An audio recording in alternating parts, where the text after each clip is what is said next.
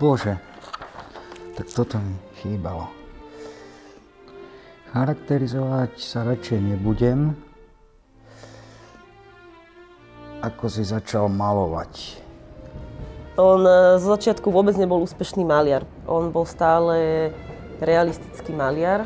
Sám hovoril, že veľa rokov nepredal ani jeden obraz. Aká bola tvoja cesta?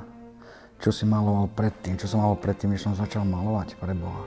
Sú niektoré bielikové polohy, ktoré mi nie sú až tak blízke, ktoré sa mi nepáčia, alebo že by som si ich naozaj domov nedala. A to je napríklad táto vec.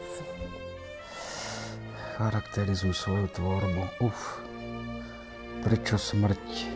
Moja tvorba, prečo smrť? A to by som mohol. Smutok je myslím si, že ako základný životný pocit. A tiež si ale myslím, že to nie som sám, že možno väčšiny ľudstva sa to týka.